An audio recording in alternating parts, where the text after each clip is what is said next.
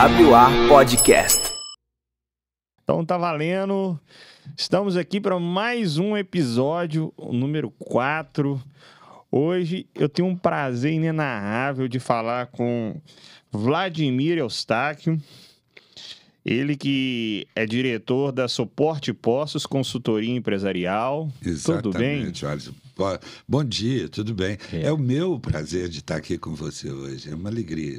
Eu fico muito satisfeito. Tiago nos aproximou e é uma alegria enorme. Exatamente, eu fico muito satisfeito e assim, como a gente estava falando antes, né? O nosso propósito é sempre falar de vida na estrada, de como funciona todo o processo, né? E quando o Tiago me apresentou você, eu senti que era muito importante estar do seu lado e poder aprender. Mas eu estava te falando, a gente vai, a cada dia que passa, a gente aprende e sente necessidade de aprender mais. Estou indo agora para terminar mais um curso fora de planejamento estratégico com commodities, que eu trabalho sempre com diesel, que é a sua área, Sim. gasolina, petróleo. Então, estou indo agora para passar aí 20 dias terminando mais um curso. Eu brinco muito com a esposa de que às vezes eu me pego lá no banco de escola com a moçada e tal, com a meninada. O que um velho está fazendo aqui uma hora dessa? Mas, na verdade, Alisson, aprender para mim é um motivo de saúde, de alegria. Então, está desenvolvendo na área que eu tento estar up to date, para mim é um sinônimo de vida. Apesar de estar cada vez mais junto com a meninada, com a moçada, porque nesses cursos a moçada está muito ativa e de velhos acaba sendo só o tio aqui, o tio vai lá para o campus, fica junto e etc. Jamais. Eu queria começar um pouco, falando um pouco, a gente geralmente começa esse tipo de entrevista falando um pouco sobre a vida sua. Eu quero o começo mesmo, eu queria que você falasse um pouco do seu início, nascimento, sua base. Claro. Eu acho que é muito interessante. Eu venho de uma base muito humilde. Eu venho de uma família que veio de Oliveira. Meu pai trabalhava na rede ferroviária, seu Olavo, Dona Geralda. Então, eu venho de uma base muito humilde, muito simples. Eu eu falo muito sério até hoje, Wellington, que eu tive a oportunidade de estudar em casa, eu tive a oportunidade na família de estudar, de me desenvolver, de entrar numa faculdade.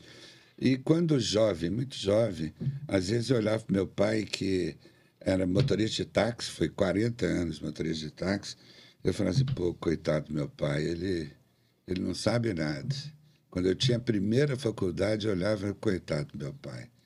Meu pai não sabe de nada. Alguns anos depois ele morreu, eu já quase a terceira faculdade, terceiro diploma. Quais foram as suas faculdades? Eu fiz Química, Administração de Empresas e Gestão de Negócios. Quando ele morreu, foi aí que eu vi que eu perdi um sábio, um amigo sábio. E até hoje os ditados deles, as frases dele, são as frases que me movem a vida, que movem eu estar falando dos meus negócios, são o que ele, aquele homem humilde, falava da vida, mostrava ele para tudo, ele tinha um ditado. Então, eu vim desse berço. Você lembra de algum ditado dele? E diversos. Passarinho que anda com João de Barro vira servente pedreiro.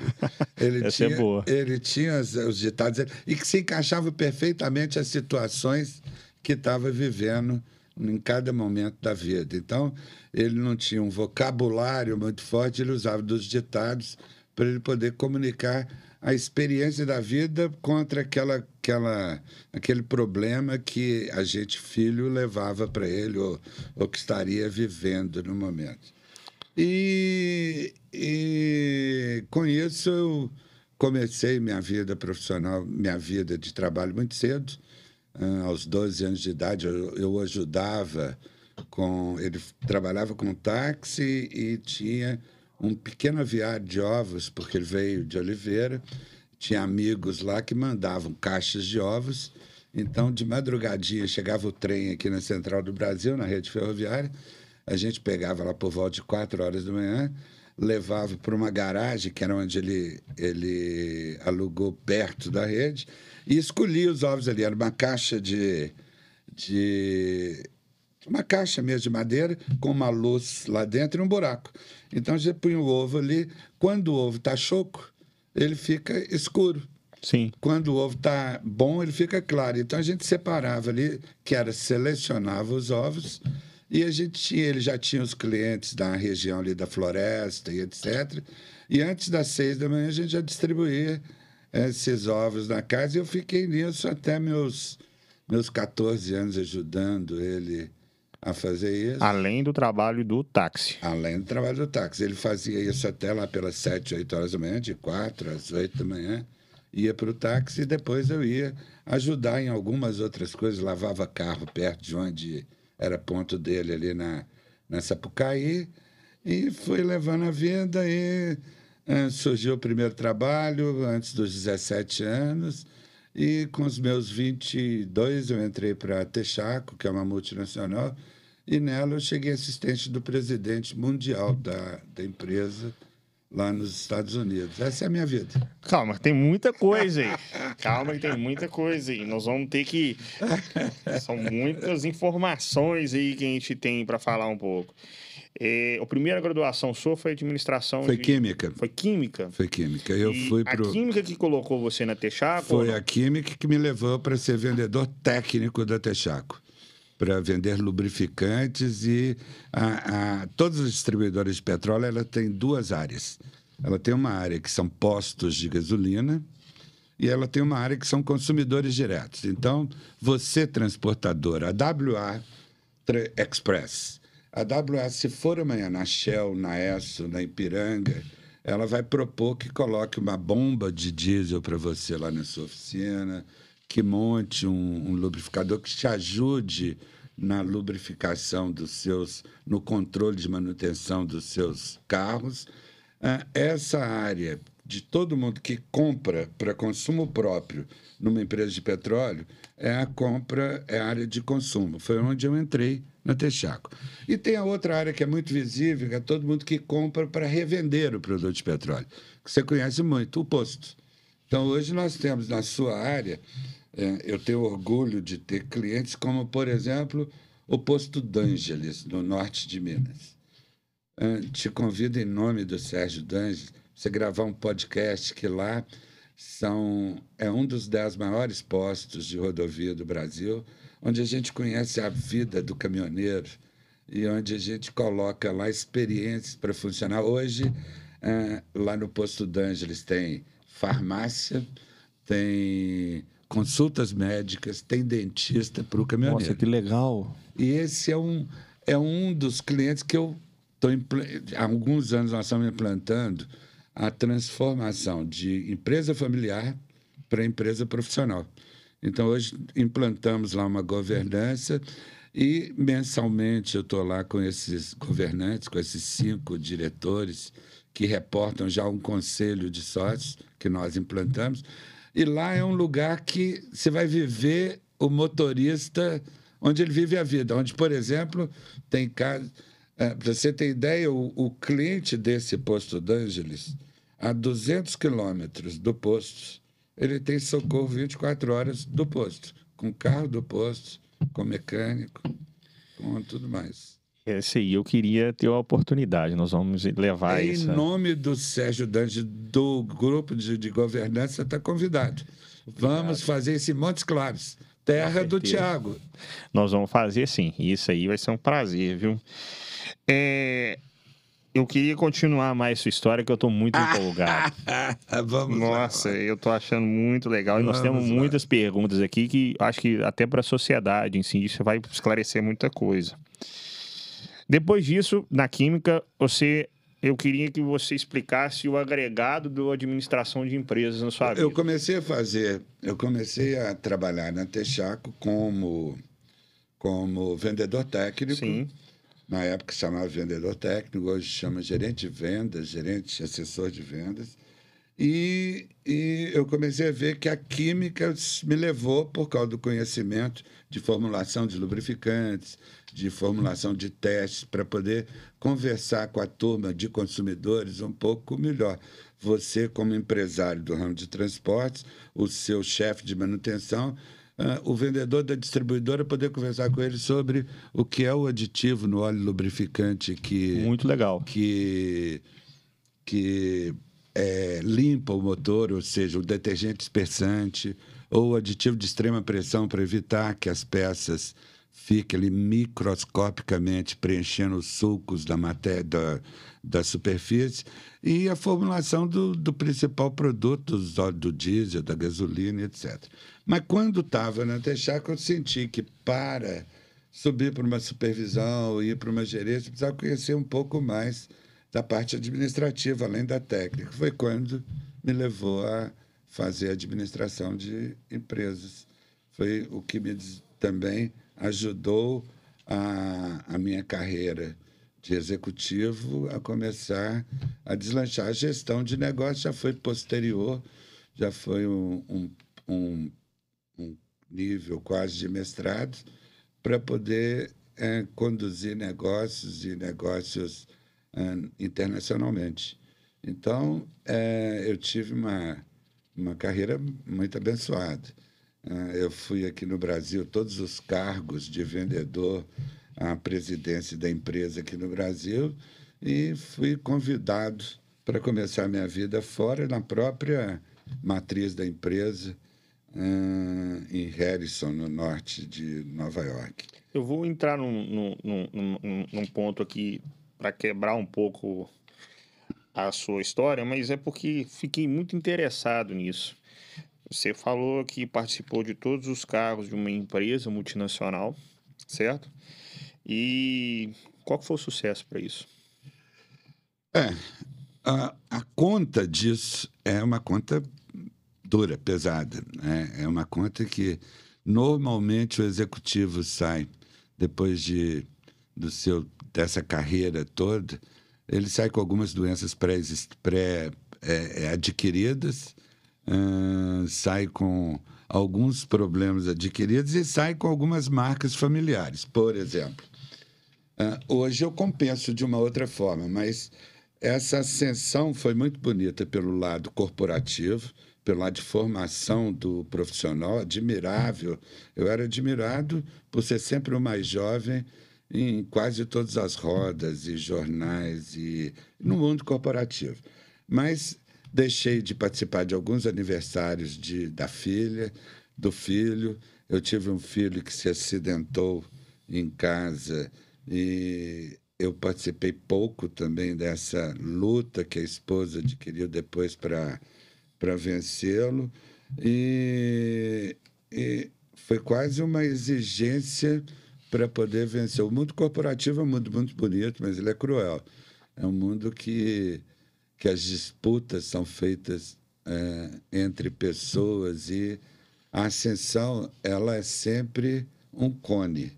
Então, quanto mais você sobe na ascensão, mais pessoas disputando, mais preparado você tem que ser e mais você abre mão. Hoje se fala muito da relação entre vida pessoal e vida profissional serem separadas. Mas eu desafio os profissionais hoje, inclusive, né, no próprio mundo corporativo, que não tenham, pelo menos, uma lembrança muito forte de que, às vezes, no sábado que vem, que vai ser o aniversário da filha, se ele não vai estar, por exemplo, a Shell teve uma convenção agora na Bahia, se ele não teve que ir antes para a Bahia. Vai com prazer, vai com alegria, mas sacrifica. Essa série de faltas que eu tive, eu compenso hoje, o Alisson, com netos. Então, hoje, por exemplo, eu posso estar em qualquer lugar do mundo trabalhando. Se aparecer um campeonato de cuspe à distância do meu netinho aqui na Fundação Torino, eu pego o avião. Mas não perco de jeito nenhum. Mas não tem nada que me impeça de vir para o campeonato de cuspe à distância. Que isso, então, gente. Eu tento... É uma compensação. Muito legal isso, tá? É uma compensação, mas é um prêmio para mim de de ver no neto que eu perdi muito de filho por causa da carreira profissional. Arrependo? A gente, na vida, você sempre faz coisas certas e erradas. Eu arrependo, por um lado, tenho muito prazer de ter galgado um nível de executivo, como eu te disse, dos tops mundiais. Eu ser assistente do presidente da Texaco International Marketing Manufacturing em Harrison é a segunda posição na área de marketing e manufatura do Texaco no mundo. Primeiro era o Gene Celentano e eu era assistente direto dele. Então, me levou a trabalhos na Colômbia, no Peru, na Polônia, na Itália. Eu fiz bastante na Inglaterra, eu fiz bastante trabalho profissionalmente. E a família mudando, a família foi junto e bancando as coisas juntos. E nós, voltando nessa vida, eu acho que a vida corporativa é uma vida muito bonita. Então, você vê hoje grandes nomes e grandes executivos ainda atuantes no mercado, nessa área que eu conheço, nessa área que eu ainda vivo muito, que é a área de combustíveis, principalmente o downstream de petróleo, que é a parte visível de postos, de refinaria e etc. Esse segmento do petróleo ainda tem muitos executivos e que, em ascensões, em carreiras muito bonitas, mas que certamente vão reconhecer nessa minha fala um pedacinho da verdade da vida atual deles, de sacrifício de família, etc. Mas, com isso, foi que eu alcancei aí a sobriedade de hoje, saber que minha função de avô não pode ser perdida. Tem exposição do quadrinho que pintou, no fim da tarde eu vou, eu tô junto, eu tô uma forma de compensação. Mas essa vida de executivo é uma vida muito difícil, muito, muito sacrificante, muito gratificante, muito sacrificante. Então, ela premia muito o alto executivo e remuneração pecuniária dos maiores de todas as profissões que possam existir, está no ápice ali das empresas. Eu dizia muito que eu frequentava hotéis como pessoa jurídica, que como pessoa física dificilmente eu voltaria nos hotéis, porque são sempre... muito caros. São muito caros, com forma muito caras no mundo inteiro. Mas é o aprendizado que leva hoje ao velho aqui, está falando o seguinte: eu tenho que continuar aprendendo, eu tenho que continuar estudando. Não pode dizer isso, não, porque eu estou vendo que você é uma pessoa nova, jovem. Olha, eu tenho várias perguntas e, assim, você está passando muitas informações e eu estou muito satisfeito, viu? Eu vou agradecer o seu tempo inteiro aqui dentro. Eu que agradeço muito a oportunidade de estar batendo um papo com você aqui. Eu me sinto orgulhoso. Mas eu quero saber mais do assunto Porque é o seguinte, eu, assim, pelo conhecimento, eu acho que essa parte, até só para dar uma ênfase, porque o meio empresarial, a chance de uma pessoa do crescimento, existe o risco, e o meio corporativo existe o risco, mas é um processo muito mais lento que o de uma empresa de sucesso. Você poderia comentar sobre isso? Claro, Alisson. São duas carreiras, são duas vidas que, muitas vezes se complementam. Eu digo o seguinte: o executivo é o que gere o dinheiro de algum doido empresário que fez o negócio e que teve a ideia. Legal. E cresceu a ideia e chegou num ponto que ele falou assim, porque invariavelmente, com poucas e honrosas exceções, o empresário tem um dom que não se aprende em escola, que é o dom do risco, de ver a oportunidade, de olhar no negócio e ver a oportunidade. O executivo olha essa mesma situação e vai ponderar uma série de coisas que muitas das vezes o leva a falar, não, esse negócio não vai dar certo. Que o empresário nato, ele tem uma certeza interior, uma credibilidade tão grande que ele começa a nascer os grandes conglomerados empresariais de transporte, vai lá no SEASA e nasce alguma coisa lá dentro do SEASA, que chega uma determinada hora e vai chegar uma determinada hora, que o empresário ele é um ser...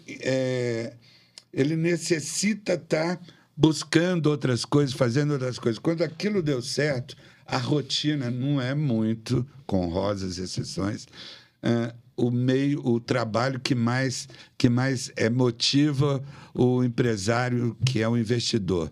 O dele é o risco, é montar, é ter sucesso. Agora, quando entra na operação é o dia a dia, que tem que fazer aquilo no dia a dia, que tem que montar métodos, controles, ele normalmente começa a ter, invariavelmente, aquele homem de confiança, o outro, e que a coisa vai se profissionalizando, vai se ao longo do tempo, e ele vai partindo para outras coisas. O executivo, que foi a minha vida, ele normalmente gera ou trabalha essa empresa, que alguém teve a ideia de colocar que seja uma empresa de petróleo, como era a Texaco, a Texaco aqui no Brasil, que alguns loucos fizeram lá no passado, em 1910, alguma coisa assim, como uma transportadora, como um grande grupo de transportes, que investiu, que fez. Então, a diferença que você fez originalmente, o executivo do mundo corporativo e o empresário, os dois têm os riscos naturais. Aí você fala o seguinte: ser empregado, eu posso ser mandado embora; ser executivo, pior ainda, porque você sobe na cadeia hierárquica da empresa e a sua segurança é cada vez menor. Seus riscos são maiores, tem que tomar decisão todo dia. Agora, o empresário, do outro lado, ele arrisca o patrimônio, o bem dele. Muitas vezes ele acredita numa ideia, e são muitos os casos na área de postos de gasolina, por exemplo, que eu trabalho muito, com muitos amigos, com muitos clientes. Muitos deles, hoje, com rede de postos, começou com o primeiro posto vendendo a casa para poder montar o posto, porque ele acreditava naquela história e naquele lugar. Então, essa, para mim, é a grande diferença entre o empresário e o executivo. Alisson, se deixar falando, eu subo no tijolinho. Pode falar, tá? Né? Pode falar. Minha mulher fala que eu começo a falar, eu não paro, então você tem que... O aprendizado é muito grande, tá? Nossa, você tem que me segurar. Pode falar, o aprendizado está sendo muito grande para as pessoas. Hoje, por exemplo, você vê o seguinte: eu penso muito, a gente está discutindo muito sem falar da política, porque hoje ou você é PT ou contra o PT, ou Bolsonaro ou contra o Bolsonaro. Eu não gosto muito da política, eu gosto muito da economia, eu gosto muito do país, do negócio, da geração do mercado. Então, falando nisso, hoje nós temos, por exemplo, um drama muito sério. Tem muitas empresas que, ao ouvir índices econômicos, etc., ela está tomando medidas que são recessivas, que são para diminuir, para frear o ímpeto, porque a economia está projetando assim. Eu tenho um caso muito bom. Eu sempre comento essa fábula. Isso na atualidade, eu como empresário também, eu ajo dessa mesma maneira. Então é até bom você comentar um caso sobre isso. Alisson, eu tenho a mesma atitude. Pois é, eu cito isso em alguns cursos, algumas palestras que eu dou. Eu conto uma fábula que chama Fábula dos Tempos Modernos. Essa fábula é o seguinte: um determinado agricultor, um seu Olavo, meu pai lá de Oliveira e tal, uma hora ele viu que estava sendo aberta uma estrada lá no meio do mato, lá no interior do Pará. Ele viu que estava sendo aberta uma estrada lá. E ele era um empreendedor. Aí ele chegou e lavrador, vivia lá da mandioca que ele plantava, levava no mercado, andava 200 quilômetros para voltar e etc. Uma terra, uma choupana perdida no meio do mato, no meio do norte do Brasil. Ele viu aquela estrada sendo aberta e chegou lá para a mulher dele e falou: Maria, tá cheio de carro, de máquina aí, de gente e tal. Eu tô pensando em você faz um cafezinho, a gente tem um cafezinho bom aqui. Eu tô pensando em levar esse café lá para cima. A Maria falou, mas você tem que ir para a roça e tal. Pô, Maria, mas eu tô achando que esse negócio lá, eles ficam o dia inteiro lá, até água, se eu levar da Bia aqui, eu vou fazer negócio. Tanto falou com a Maria, que ela falou, mas a gente não tem nem garrafa. Ele falou, não, eu levo no bule, volto, esquento, levo lá em cima, é aqui em cima de casa. E foi assim, o Alisson, ele começou a vender o café. E a coisa produziu, ele comprou uma garrafa de café térmica, ele já mandou a Maria fazer uma broazinha, porque começou a vender a broazinha, para ele poder abrir um quiosque lá, foi questão de pouco tempo. Abriu o primeiro quiosque dele lá, já pôs uma geladeira, buscava beber, não sei onde, chegou a Coca-Cola lá. O representante da Coca-Cola passou, pô, seu Francisco, o senhor está num ponto maravilhoso, vou emprestar incomodato o senhor aqui 2 geladeiras, vou abrir um crédito para o senhor poder comprar a Coca-Cola. Eu falei, mas você faz isso? E ele cresceu ali, apareceu uma distribuidora de petróleo, deve ter sido a Texaco, e falou com ele, pô, vamos colocar um posto aqui na frente, que esse lugar seu é maravilhoso, todo mundo para aqui. E o tempo foi crescendo e ele abriu uma distribuidora da Coca um pouquinho mais para cima, porque estava dando certo. E a Texaco chegou para ele e falou que ele devia de abrir um posto a 300 quilômetros para fazer a coisa. E ele foi crescendo. E a Maria lá junto, ele crescendo. O filho dele chegou na época da faculdade. Ele falou assim, esse menino não vai passar o que eu passei na minha vida. Eu não sabia nem ler e escrever. Quando eu fui levar o primeiro café aqui em cima, ele vai ser doutor lá nos exteriores, lá nos estrangeiros. E dito e feito, mandou o cara para Harvard e o menino foi, e o negócio dele crescendo, já com 100 e poucos postos, 23 distribuidores, tinha uma transportadora já de bebida para fazer para cima e para baixo, e o filho formou. E o filho voltou já de cabelo branco e tal. Maria, olha, chegou aí o Zezinho agora, vou começar a pôr ele no negócio, e ele aparecendo, e o Zezinho chegou cheio de... formou em economia, cheio de ideias, de índices e tal. Chegou lá, sentou na primeira semana que ele sentou com o pai e falou, meu pai, o senhor é louco? O senhor é louco? O senhor imagina o seguinte, o senhor está comprando um caminhão novo, numa época dessa, que os juros estão nessa estratosfera que está, o Banco Central não está diminuindo os juros, o senhor é louco de fazer isso, olha a guerra que está na Ucrânia, o senhor abrindo posto de gasolina, nós estamos trabalhando para a Terceira Guerra Mundial, o senhor trabalhando com estoque de bebida. E começou a colocar aquilo, e o pai chegava de noite, sentava lá com a mulher e falava assim, mulher, eu não sei o que eu faço.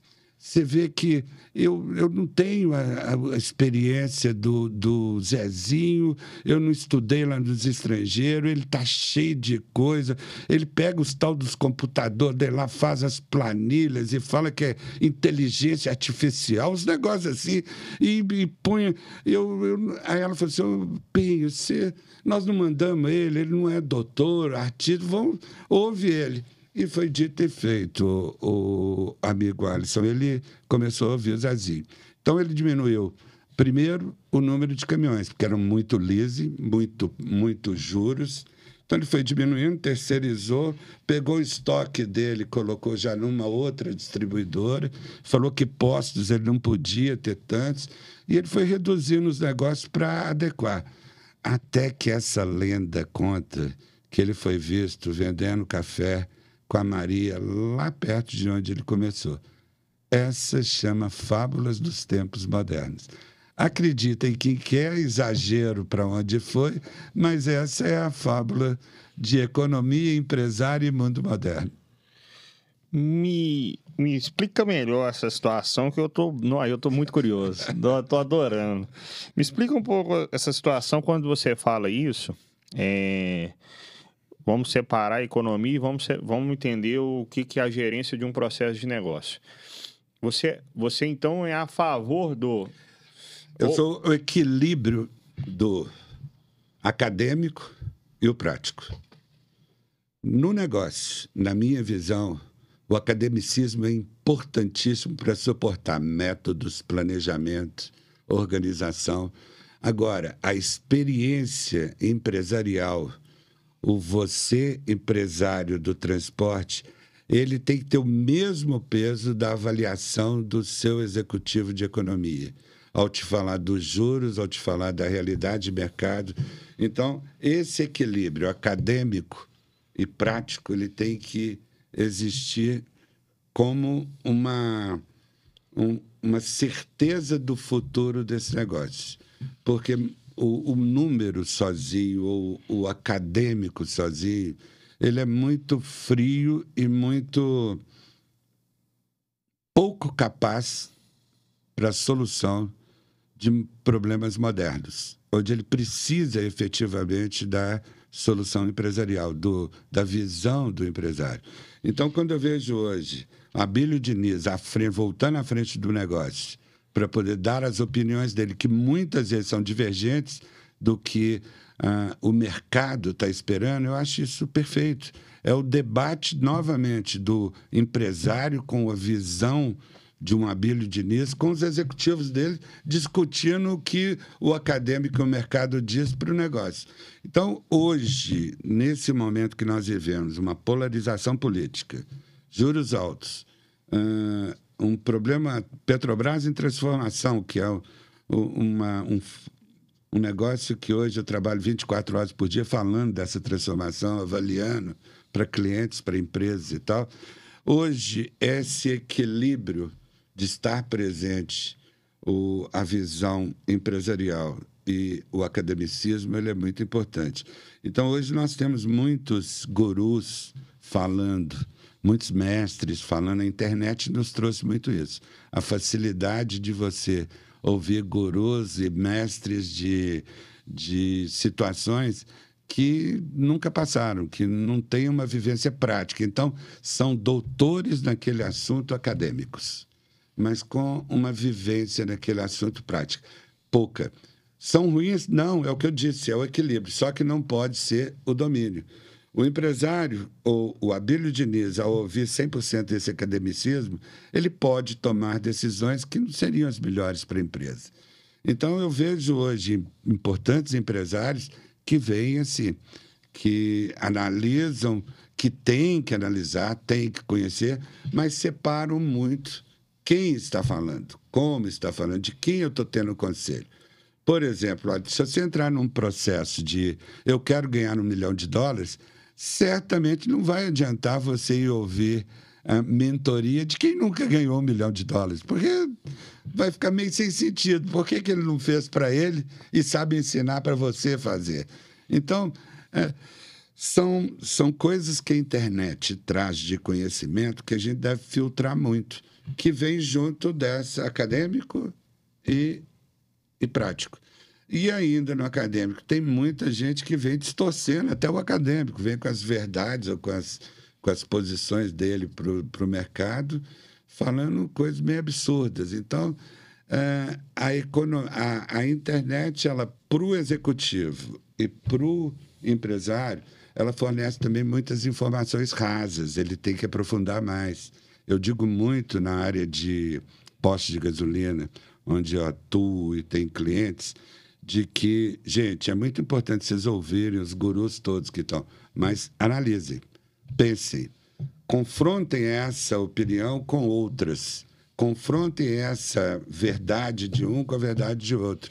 Veja a formação desse próprio, ele já ganhou $1 milhão, ou ele já tem condição de fazer, ele tem a base acadêmica também junto com isso. Então, essa separação no mundo da internet, ela é muito importante.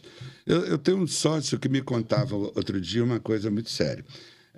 É um dos advogados jovens e muito capaz, que é o doutor Fernando, meu sócio há 20 anos, 21 anos, e é um jovem. E um estudioso e um artista na legislação, principalmente na que envolve postos de gasolina, distribuidores e tal. E ele comentava o seguinte: eu fico, às vezes, num debate, Vladimir, eu me recuso agora a debater coisas jurídicas com as pessoas que não são juristas, que não entendem de lei, para poder falar de um processo que é legal. Então, a gente tem que separar até com quem debate, porque às vezes vai debater com quem não tem o menor compromisso, ou com a verdade, ou com a estrutura do negócio, então você acaba falando bobagem, acaba falando besteira. Então, Eu posso te fazer uma pergunta? claro. Eu queria entrar de novo nesse assunto com você. Se você fosse o executivo dessa empresa, do seu João e da... eu não esqueci agora os nomes que você Pedrinho, falou. seu João, Dona Maria. Dona Maria, o que você daria de dica no momento que o Pedrinho entra na empresa? Pedrinho, show de bola, você é espetacular. Seu pai empreendeu até aqui, você está cheio de razão. Agora, vamos colocar para ele argumentar com as frases dele, com as ideias deles, com o vocabulário dele, para ele poder trazer para a gente experiência, para ele trazer para nós dois, eu executivo e você herdeiro, para ele poder trazer para a gente alguma coisa desse passado, porque você só consegue planejar, e digo isso muito em palestra e para os clientes, você só consegue fazer um planejamento estratégico se você entender o seu passado, os seus erros e os seus acertos da sua empresa, porque só aí você vai fazer o melhor planejamento estratégico. Missão, valores, busca de identidade, busca de objetivos, isso compõe o que você passou do passado. O que passou no passado é redundante. O que você viveu no passado. Então, eu diria para o Joãozinho que, Joãozinho, você é um cara que tem que ensinar muita coisa para a gente. Você veio de Harvard, cara. São poucos no mundo que vieram de Harvard, que tiveram essa oportunidade de ter esse conhecimento seu. É o único, é o único. Você está aqui junto como um conselheiro, o negócio é seu, isso é quase o futuro certo da empresa. Agora, calma, vamos fazer o seguinte... Vamos ver toda essa teoria que você tem, onde é que ela discorda da prática do papai, do seu Antônio. Vamos conversar, vamos fazer o que a gente tenta montar numa governança corporativa. Vamos fazer um conselho, vamos sentar na mesa. Geração do conhecimento, geração acadêmica, geração do trabalho braçal, do erguer a firma sem capital de giro, de estar suando para levar a garrafa de café lá em cima. Vão unir esses dois conhecimentos num negócio que chama em governança corporativa o conselho. Cabe na pequena, cabe na média, cabe na grande empresa, cabe na padaria aqui da esquina, que é o início da sucessão para um dia, pode ser daqui a 30 anos, 20 anos, 50 anos, pode ser amanhã, fazer a sucessão familiar de uma forma mais dócil, mais aceitável e, principalmente, que a empresa ganhe. O poder do Joãozinho, que está chegando de Harvard, com o conhecimento dele, e não perca o conhecimento do seu Antônio, que é o papai que fez até então, e que essa união só vai dar sucesso para a empresa. Então, era esse o conselho que eu daria. Vamos sentar, vamos conversar, porque um tem muita coisa para dar e o outro tem muita coisa para dar. Só que tem que ser com equilíbrio. Onde fazer o equilíbrio é na mesa aqui do conselho, é brigando, é discutindo, e muitas vezes é assim que funciona na empresa familiar. Senta, xinga e lembra do fim de semana, que já não tem nada a ver com o que aconteceu, mas volta no assunto. E o executivo que está nessa história, o mediador ou moderador, que a Suporte faz muito isso, nessa sucessão, ela tem que estar apta a moderar a colocar a seda entre os cristais, porque são dois cristais que não podem quebrar. O acadêmico do Joãozinho e o prático do seu Antônio. São duas preciosidades que a empresa tem para o sucesso dela. Isso é muito legal você falar, viu? Isso aqui, você está me dando uma aula, para te falar a verdade. Já vida, Obrigado, eu me sinto lisonjeado. Né? Eu vivo aprendendo, não falo em aula, não, que eu saio a cada minuto, eu me acho mais ignorante que eu era ontem. Então, é uma utopia isso. Jamais eu digo isso de você, tá? E eu vou te dizer uma coisa. Eu tenho agora para falar com você um assunto que é o assunto geral. A gente vai entrar nesse assunto agora aqui sobre posto de gasolina. Eu queria que você começasse esse início, porque eu tenho várias perguntas aqui, boladas aqui, elaboradas, mas eu queria que você começasse seu início Brasil. Bom, Como que foi o Brasil, você trabalhando e economia... Vamos fazer uma interligação geral. Economia... economia geral do Brasil e esses índices de gasolina e do diesel, de alta e vamos baixa. colocar um terceiro fator nessa pergunta sua, que é o fator do seguinte: e o transportador? Vamos colocar junto para a gente poder colorir essa história. Vai ficar bom. A economia, o posto e o transportador. Voltando, não quero discutir política, não é a minha área, mas vamos colocar hoje o que está sendo proposto nessa mudança que envolve muito o transportador. A Petrobras tem uma exposição que, com razão, alguns críticos fazem, que nós estamos regredindo, afastando o capital estrangeiro ao a Petrobras adotar uma postura que o Jean Paul Prats, que é o presidente da Petrobras, o fez sobre a batuta do Lula, do presidente Lula. Qual foi a batuta? Gente, eu reconheço que a PPI, que é a paridade do preço internacional, ela é muito importante para o ativo da Petrobras, para a Petrobras. Agora, nós temos que ter um outro fator na mesa. 2 outros fatores.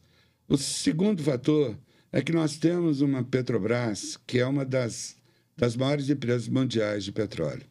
Nós temos uma reserva de petróleo que nos leva à autossuficiência de petróleo, mas não nos leva, por não ter investimentos em refinarias, à autossuficiência do produto acabado, do diesel e da gasolina.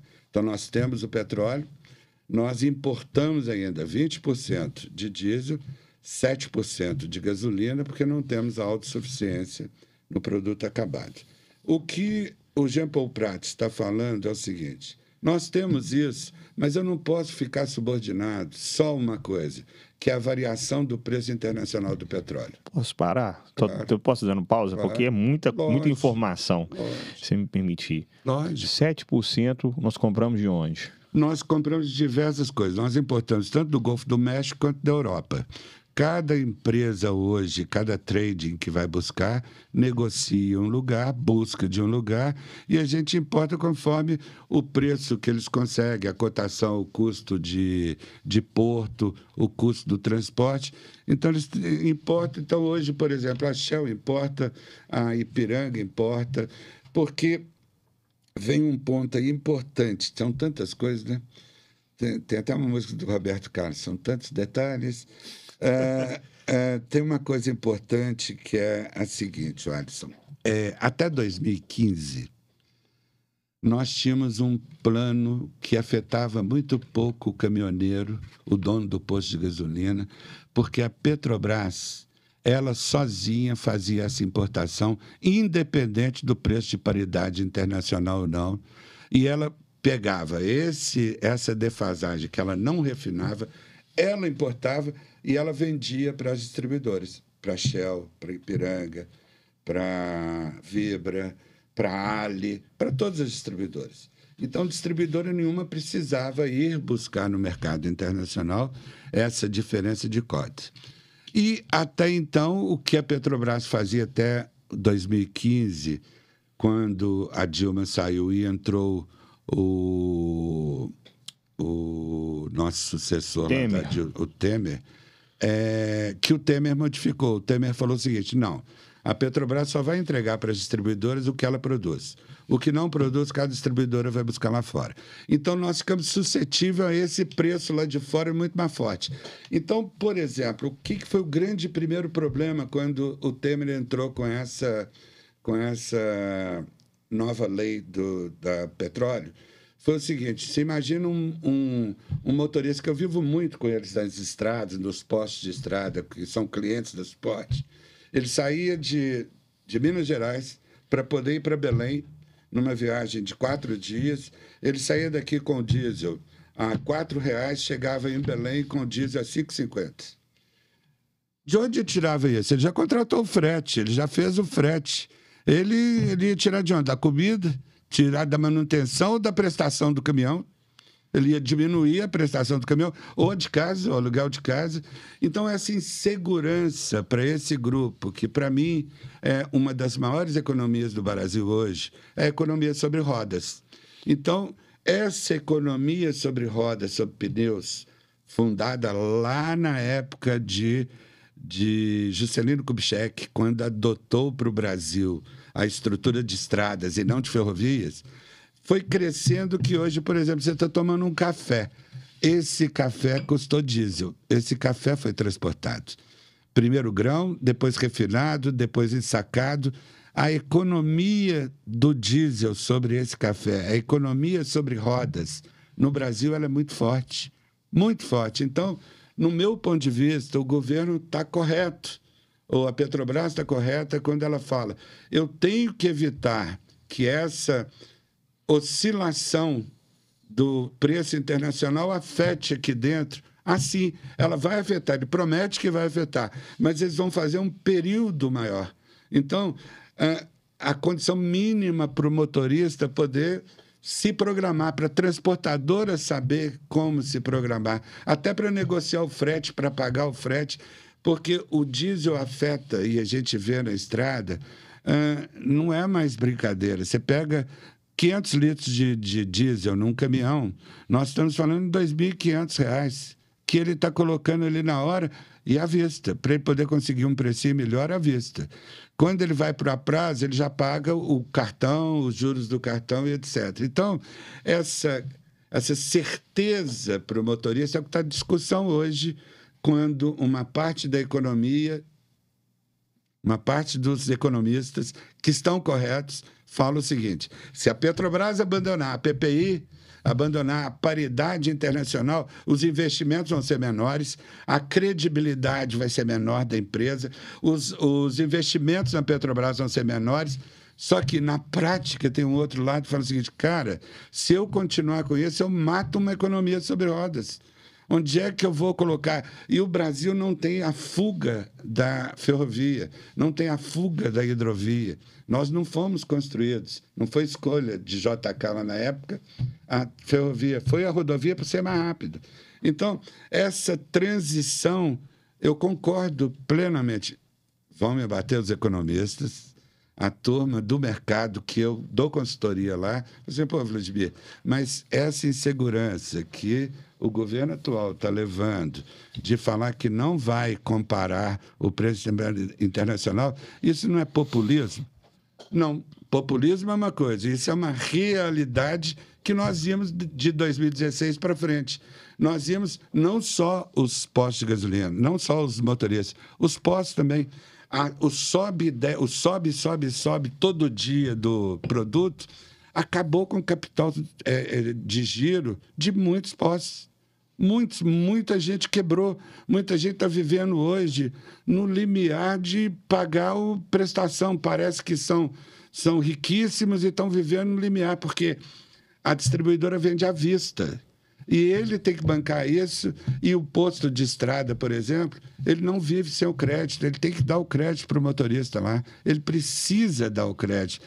Então, essa economia que está sobre rodas e sobre petróleo, ela bate um pouco, ela bate frontalmente quando os analistas financeiros, que estão certíssimos, tem economistas famosíssimos que defendem que não pode deixar de acompanhar o preço internacional. Pelo lado econômico, eu também acho isso.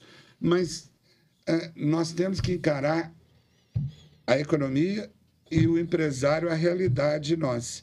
E a nossa realidade é que, se fizermos isso e só acompanhar, já mostramos o que deu. O próprio governo Bolsonaro, no último ano dele, ele passou a segurar o aumento, não é segurar, ele passou a dar um tempo maior, forçar a Petrobras a dar um tempo maior, para que isso não afetasse a vida desse cara que está na estrada aqui agora.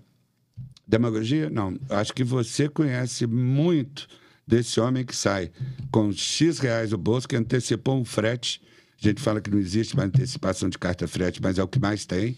Sim. Ele antecipou, pagou alguém, pegou um dinheiro para poder ir para Belém, para levar uma carga, para ir receber o resto dele lá, e que o diesel subiu 10% entre aqui e lá, que é o maior insumo dele, depois do pneu, depois do investimento dele.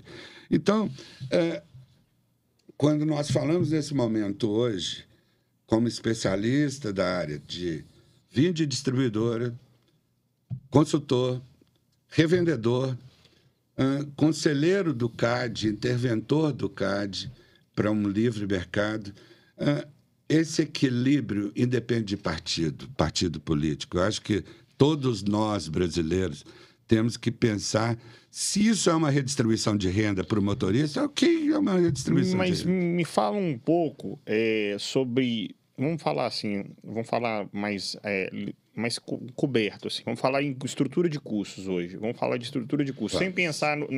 vamos passar sem na teoria de lucro. Nós não estamos imaginando isso. Eu quero que fale assim, para entrar um posto, o combustível, qual que é o valor? E a segunda pergunta que eu tenho é o seguinte. Você falou dessa situação atual... E a revolta do povo geral é o seguinte: o Brasil é o país do petróleo. E por que é assim? Então, essas são essas duas perguntas que eu tenho para você. E ainda fala que o dono do posto é o culpado, que o dono do posto é o que foi ganancioso, aumentou o produto. Vamos falar disso que você falou aí agora. Vamos falar no diesel. Certo. No diesel da estrada. Hoje, um posto de gasolina na estrada está ganhando 30 centavos, quando está ganhando bem, de 30 a 40 centavos por litro que ele vende do diesel. 30 a 40 centavos. Esse é o lucro bruto de um posto de gasolina, na estrada. Você vê que entre o posto, entre o motorista do caminhão, o consumidor, e o petróleo extraído, nós temos alguns agentes. Nós temos primeiro a refinaria, que normalmente leva muita culpa também, que fala que a refinaria é isso. Nós temos uma das refinarias mais produtivas do país, apesar de muitos precisarem de investimento, que é a Petrobras. Nós temos um grupo de petroleiros no Brasil que dão aula de extração em água profunda, de refino, quase no mundo todo. Nós depois, esse cara retira o petróleo lá, leva para a refinaria, refina e vende para as distribuidoras. As distribuidoras pegam, compra o álcool anidro e mistura na gasolina para poder vender a gasolina C, porque ela compra a gasolina A. Aí ela pega o álcool anidro, mistura na gasolina, vende a C para o posto. Ela pega o diesel A, coloca o biodiesel, que é o diesel vegetal, que é a mistura que está sendo muito prejudicial hoje no nível que está, mistura isso e vende para o posto. O posto tem 30 centavos a 40 centavos de lucro. A distribuidora é quem regula esse mercado. É quem compra da refinaria e ela é muito importante no sistema de distribuição, porque ela tem tancagem, ela investe em bases, ela coloca bases em diversos lugares, mas ela é um player do mercado, que fica meio invisível. Hoje, na hora que o público fala sobre... Poxa, foi reduzida a Petrobras 40 centavos e só chegou 10 na bomba. De quem é a culpa? O dono do posto está metendo a mão. Não, o dono do posto tem uma nota fiscal que ele comprou o produto de uma distribuidora ontem e comprou hoje. A margem dele não mexeu em nada. Ele não aumentou, não diminuiu. Ele muitas vezes diminuiu. Quais são as distribuidoras hoje? Hoje nós temos, no Brasil, na verdade, nós temos 151 registradas.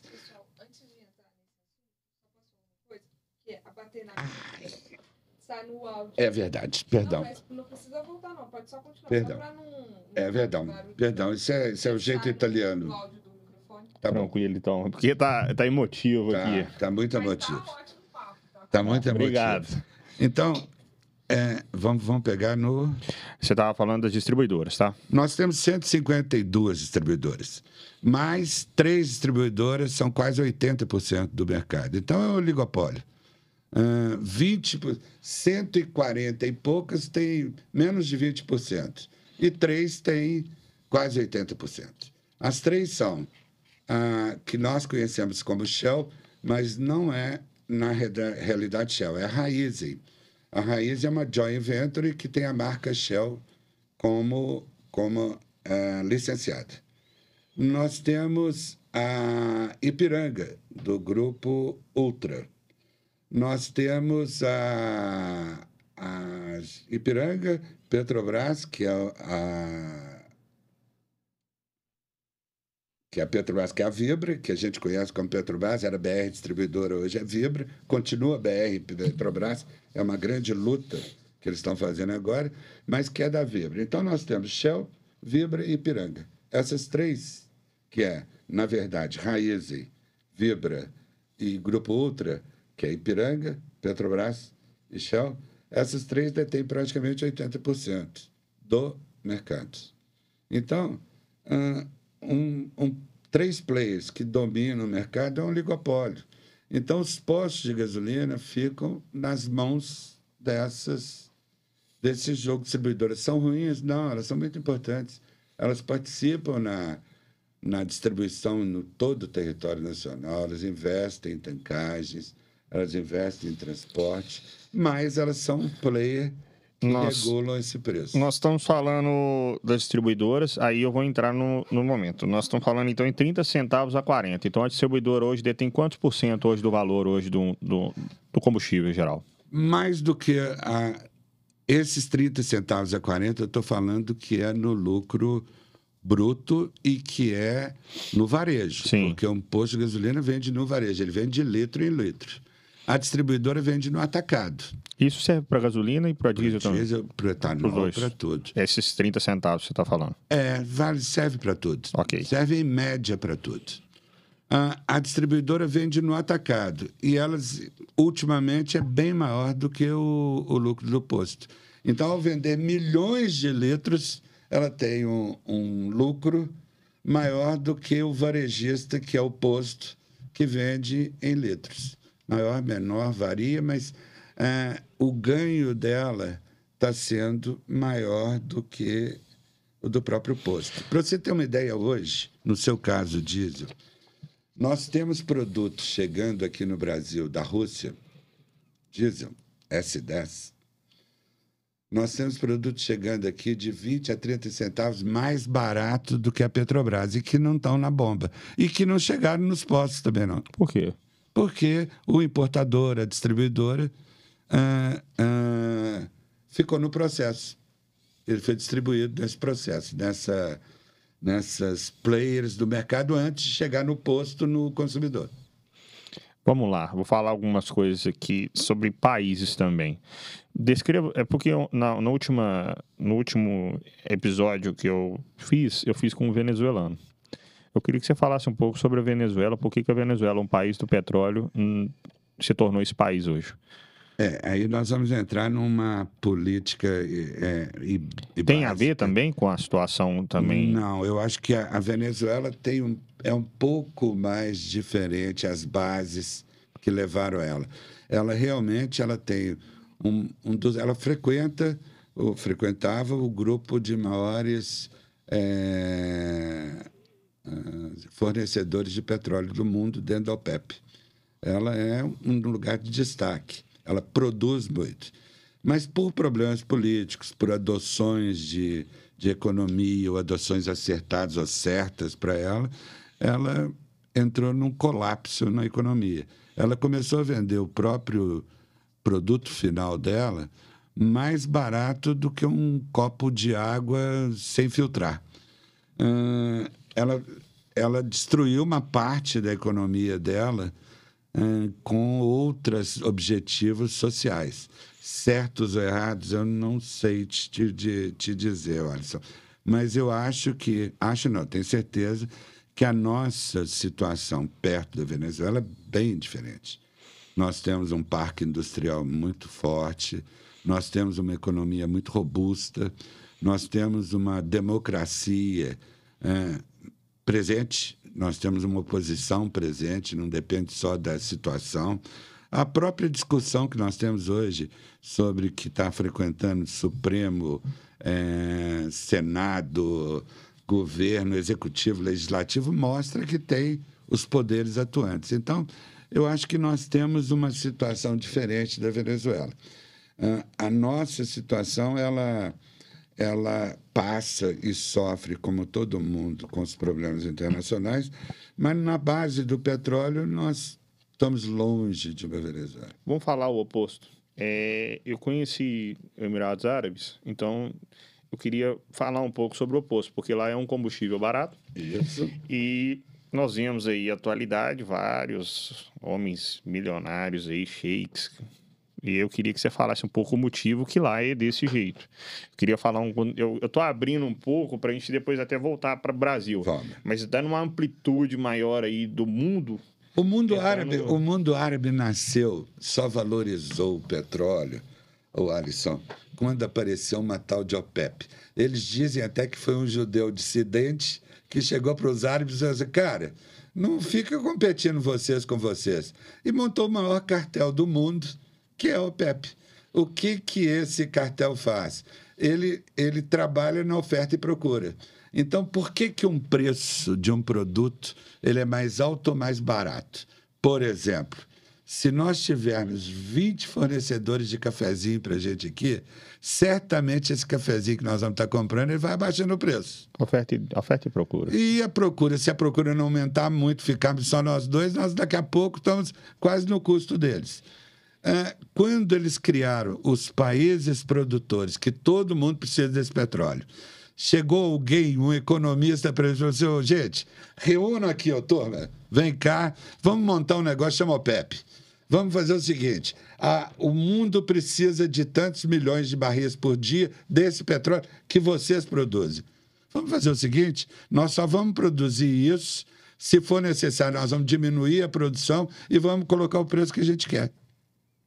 E é assim que é a base da OPEP. Então, por que o país árabe ele tem essa fartura de dinheiro? Porque ele mexe no produto que ele fornece e ele coloca o preço dele no mercado.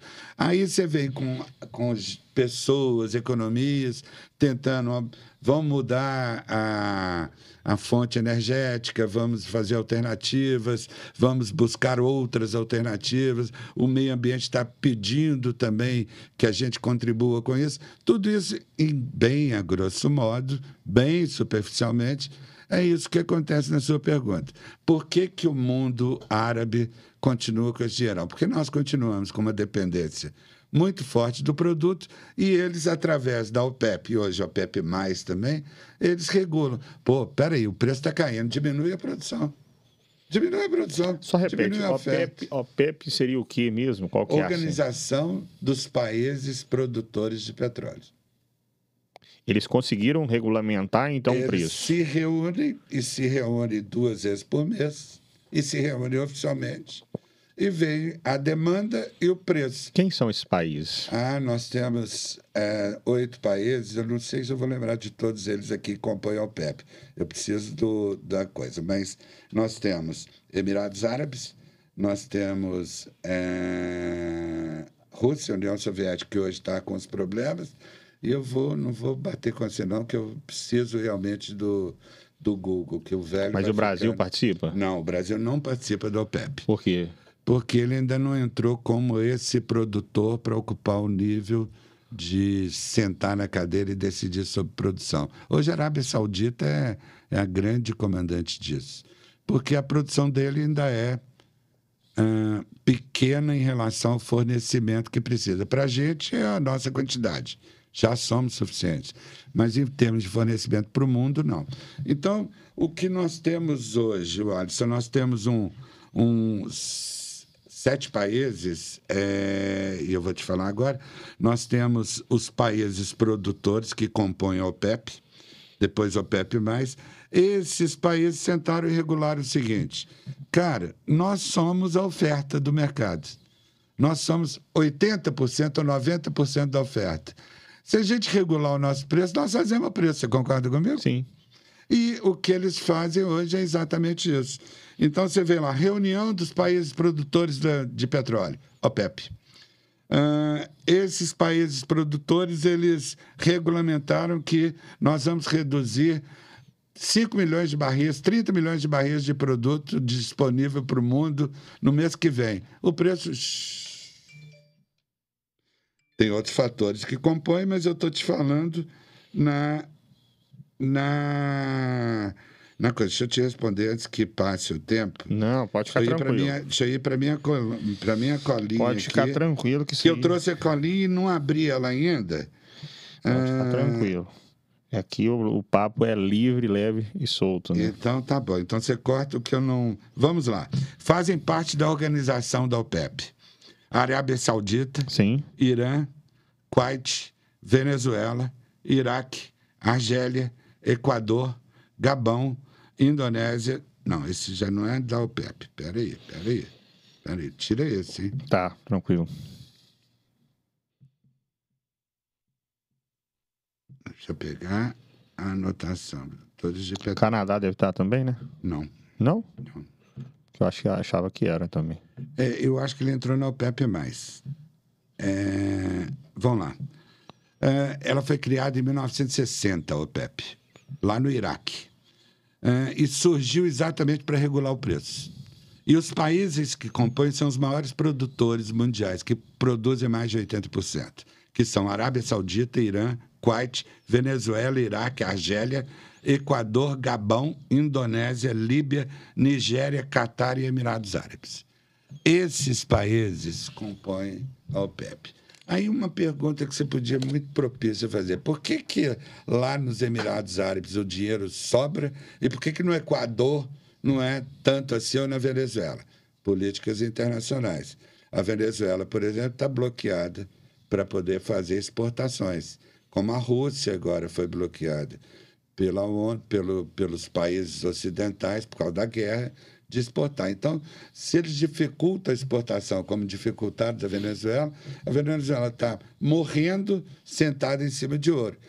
Não tem comida e sentada em cima de petróleo. Só que ele não tem mercado para vender, porque os países falaram, não pode importar da Venezuela.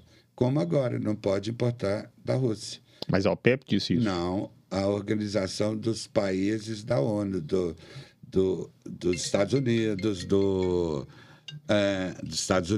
do mundo ocidental. Esse mundo que trata os países mais desenvolvidos, eles regulam que a Venezuela está, por uma série de problemas, infringindo normas internacionais na relação com capital-trabalho, com o povo, está sendo não mais uma democracia, está sendo uma ditadura, que o que a Rússia está fazendo com o vizinho deles, ela está voltando a tomar territórios dos outros. Então, o Ocidente voltou e falou assim, cara, o que eles têm de mais precioso? Venezuela, petróleo. Rússia tem petróleo também. Esses países que compõem a OTAN não vão comprar desse pessoal. Então, esses países mais desenvolvidos que formam a aliança ocidental não vai comprar. Então, esses países começam a ficar com problemas financeiros, como está a Venezuela. Mas vamos voltar, então, ao tratado, que eu não sou especialista internacional, mas dando palpites com você, mas vamos voltar à OPEP. A OPEP regulou, olha, cara, esses são os países produtores. Então, vamos fazer o seguinte, produz menos e vai ganhar mais. Eu vou regular com vocês nas nossas reuniões, a gente vai regular onde a gente quer o preço do barril. Então, eu quero o preço mais alto, vamos produzir menos. O mundo está comprando mais, vamos aumentar um pouquinho, mas não tanto que abaixe o preço nosso. Aí você fala assim, mas isso é um cartel? É um grande cartel. A OPEP, para mim, é um grande cartel. É um grande cartel internacional na área de petróleo. Você consegue falar um pouco para mim sobre pandemia, sobre essa situação econômica em geral? Eu sei o que nós vivemos, Exato. sabe? O que nós sentimos, o que nós vivemos como empresa, como clientes, foi drástico, foi muito ruim, foi terrível. Você vê que nós morreram, além da quantidade de gente que morreu, muitas vezes porque não teve acesso rápido a uma vacina, outros porque tiveram, mas não podiam ficar em casa, tinham que trabalhar. Então, nós vivemos uma época que não perdi amigos, a empresa passou a trabalhar de casa, os clientes tiveram que se readequar, postos de gasolina tinham que frentistas irem, como que foi morreram. os postos em si, assim? Falando de postos de gasolina e falando também de OPEP também nessa situação, como que os dois trabalharam nessa... A OPEP trabalhou normalmente produzindo petróleo. Mas ela tentou abaixar, tentou diminuir, ela fez alguma estratégia Foi o período que os nossos preços subiram muito no petróleo, muitos. Se foi a estratégia deles ou se foi a demanda, mas que diminuiu muito, mas subiram bastante. Nos postos de gasolina, eu tenho essa turma, um carinho muito grande por essa turma, porque eles, como os lixeiros, como os enfermeiros, ficaram para poder conduzir essa economia, como os motoristas de caminhão. Porque se essa turma para, se o posto de gasolina para, se o enfermeiro para, se o lixeiro para, se o motorista do caminhão para, aí realmente nós íamos viver um inferno. Porque muita gente ficou em casa recebendo o produto na porta de casa, mas por quê? Tinha alguém para poder entregar, tinha alguém para produzir, tinha alguém para transportar, tinha alguém para abastecer o transportador que ia levar lá. Então, nós tínhamos uma classe de profissionais e que, se você olhar, são os mais mal pagos ou os mais mal remunerados, porque os doutores em economia, os doutores catedráticos, etc., os especialistas, ficou todo mundo em casa, ficou todo mundo preservado e mudou-se para o home office, então grande parte não saía nem no passeio de casa, mas o mundo continuou girando. E graças a Deus a gente tinha esse monte de enfermeiro, um monte de médico, um monte de frentista de posto de gasolina, um monte de lixeiro, que morreram muitos com a pandemia, mas que não ficaram em casa, que puseram a coisa para andar. Muitos motoristas. Eu vivi uma época de ver casos em postos de estrada seríssimos, do motorista perdendo o familiar e não poder voltar em casa, não poder ir na estrada, sem o dinheiro para poder voltar, porque a própria carga que ele levou não tinha para trazer. Por sua vez, o dono do posto de gasolina que precisava vender o diesel, com ele parado, sem poder abastecer alguém. Foi uma época da que eu vivi. Não sou especialista para falar nem na política, nem na ciência, nem na medicina. Mas o que eu vivi da economia foi a parte prática. Essa parte que te reafirma. Graças a Deus tinha esses anjos aí, de motoristas de caminhões, de frente. A turma da SEASA. Você já pensou se a turma da SEASA para na pandemia? Você que veio lá de dentro e fala assim, eu vou para home office, eu não vou trabalhar. Como é que o cara que está em casa pede o sanduíche dele com alface e tomate que vai chegar na porta dele? Não tem jeito. Não tem jeito. Isso eu concordo plenamente. Então, esse é o lado que eu vejo da pandemia. Além de amigos que perdi, o lado que eu posso analisar para você de pandemia é esse. Não consigo analisá-la nem no aspecto econômico, macroeconômico para o país, nem no aspecto internacional, para o que viveram cada país. O que eu vivi da pandemia no segmento que eu me especializei de petróleo e aqui no Brasil foi drástico. Foi um período terrível para poder os negócios continuarem pedalando. Tivemos queda de vendas em postos de 40%, 47%, que os empresários continuaram segurando o negócio, vendendo coisas pessoais para manter a estrutura funcionando, pelo menos um pouco dessa estrutura, para não entrar no colapso. Porque é um elo nesse petróleo, nesse segmento que nós estamos falando, é um elo que depende de diversas correntes. Então, depende da distribuidora pôr o produto lá no tanque dela, depende da refinaria, extração, refinaria, distribuidora. O dono do posto de estar ali sem parar, porque a distribuidora ainda pode escolher os dias, ficar em home, e só o motorista ir trabalhando. O posto tem que estar com tudo funcionando.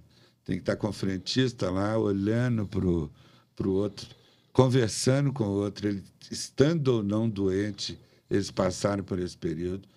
Quantos e quantos motoristas chegaram com a Covid nos postos de estrada e foram socorridos por donos de postos, pela cadeia de postos de estradas, socorrendo para casos familiares. Eu te falei, te convido a fazer um bate-papo com a turma que passou abastecendo na bomba, com o empresário que passou no posto, que eu vivi junto com eles, para te mostrar o que foi essa época onde eles próprios iam trabalhar, não sabiam se voltava, se ia morrer, porque a doença existia, todo mundo estava mandando ficar em casa, mas não podia ficar em casa, alguém tinha que Isso é verdade. para trabalhar. Isso eu concordo. Então, você pensa no seu segmento de transporte, quantas pessoas morreram, quantos motoristas morreram trabalhando, porque não podiam trabalhar, não podiam parar, então trabalhando. Então, sua pergunta, o que eu vivi da pandemia nesse negócio, é isso. Eu acho que foi muito difícil, caíram muitas vendas. Na cidade, tiveram postos que passavam um dia com 2 abastecimentos, porque não tinha mais. Mas esse 2 abastecimentos, muitas vezes, era do carro do médico que estava indo para o hospital, ou da viatura que ia fazer um exame que precisava. Então, não podiam parar também.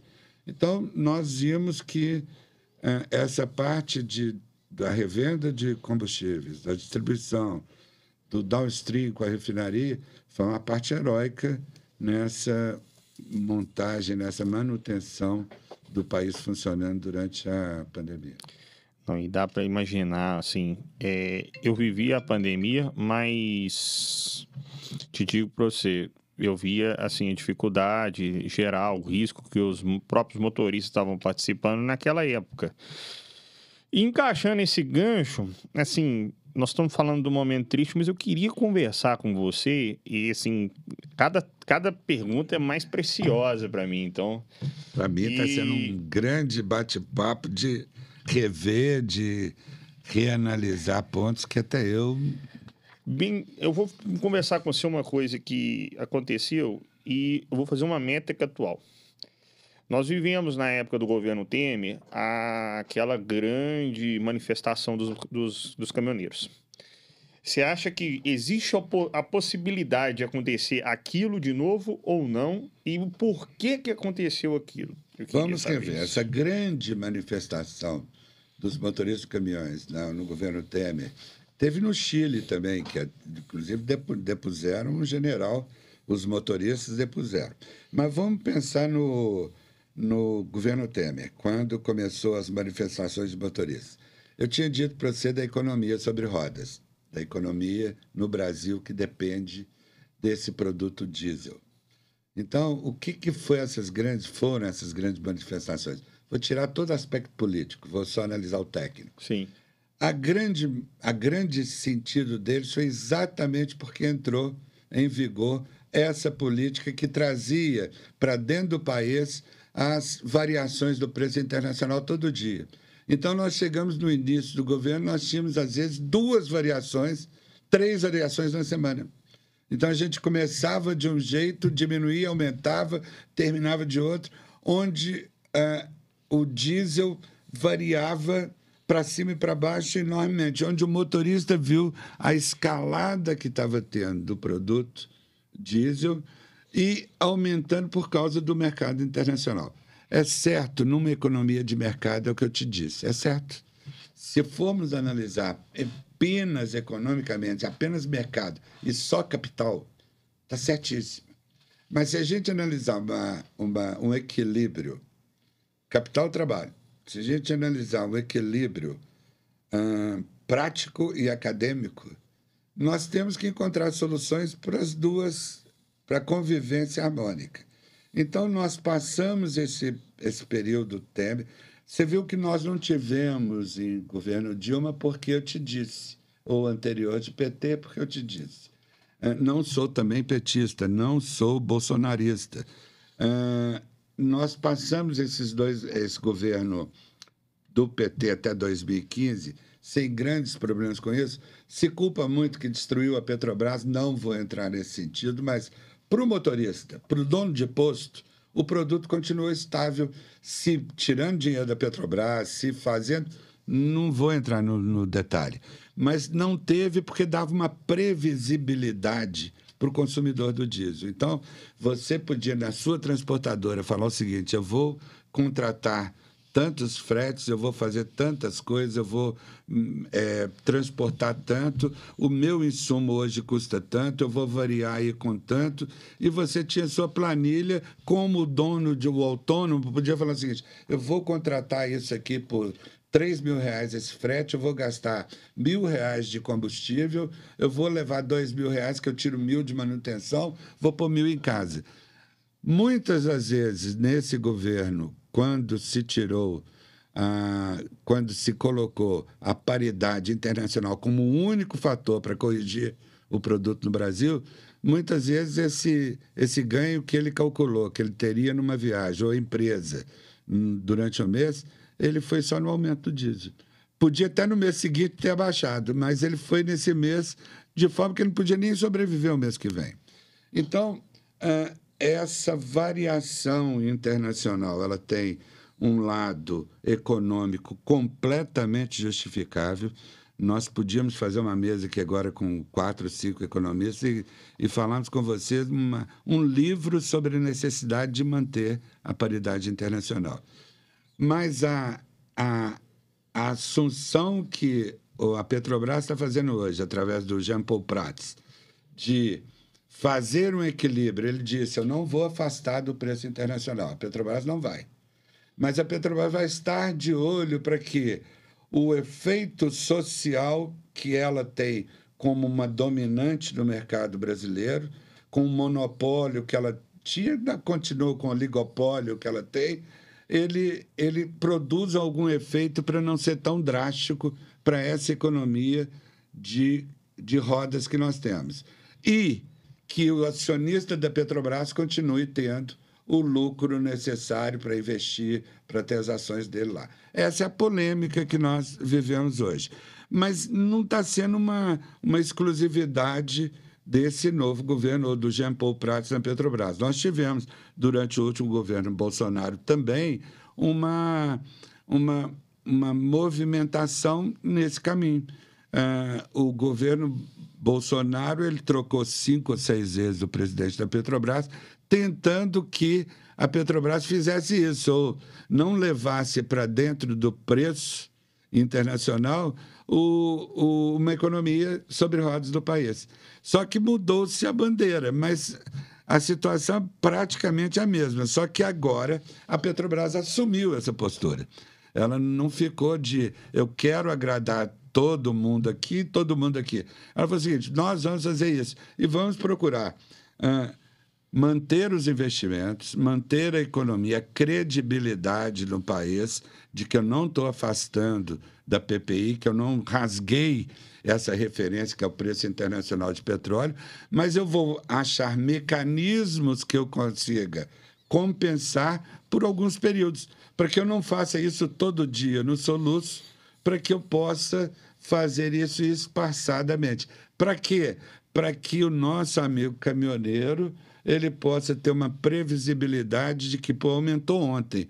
Olha, vai aumentar daqui a uns 30 dias, então eu posso, mesmo que o petróleo estoure amanhã, a Petrobras vai arranjar um mecanismo entre importação e exportação para que o acionista não deixe de ganhar o seu dinheiro, o seu dividendo, mas para que a economia interna não sofra só porque o ganho do acionista foi maior. É um equilíbrio desse capital-trabalho. Não sou um socialista e não sou um capitalista. Eu sou o centro capital e trabalho. Por isso, defendo com muita ênfase, Wellington, a transformação, a convivência desses dois elementos. Nem pode mandar só o trabalho, os sindicatos pararem, fazerem greve e serem o dominante, nem o capital. Eu acho que esses dois, o capital remunerando o trabalho condizentemente, é o que vai levar o empresariado ao sucesso, quem arrisca o seu capital, quem arrisca o seu negócio para pôr dinheiro no seu negócio, e quem está trabalhando, quem está vendendo o trabalho. E, nesse sentido, nós temos uma quantidade enorme de milhares de autônomos, de caminhoneiros, que compra um caminhão, você sabe com que luta, você sabe com o leasing quanto custa para ele hipoteca, às vezes, outras coisas para poder ter o dinheiro da entrada, ele tem que estar com a prestação em dia, senão ele perde esse caminhão, e ele vive o efeito que tiver na casa dele enquanto ele está na estrada. Então, e nós dependemos dessa economia, porque eu disse, para o café, para a folha de papel, para a água que nós estamos tomando aqui agora, ela teve diesel consumido nesse meio, entre a produção e o nosso consumo aqui agora. Então, esse convívio, para mim, é um convívio. Nós estamos falando sem aprofundar, me perdoe os economistas que estiveram ouvindo, ou os colegas de debate, onde a gente faz tantos debates mais aprofundados de investimentos, mas hoje nós estamos trazendo a coisa para um nível prático. Vamos deixar o economês de lado, deixar os termos econômicos, o juridiquês de lado e vamos falar nessa prática. Sim, sim. Que é a prática do que está acontecendo hoje. Então, eu vou repetir para vocês. Se tem um defensor hoje de que realmente a gente ache mecanismos para que deixar ter o olho na PPE, mas deixar que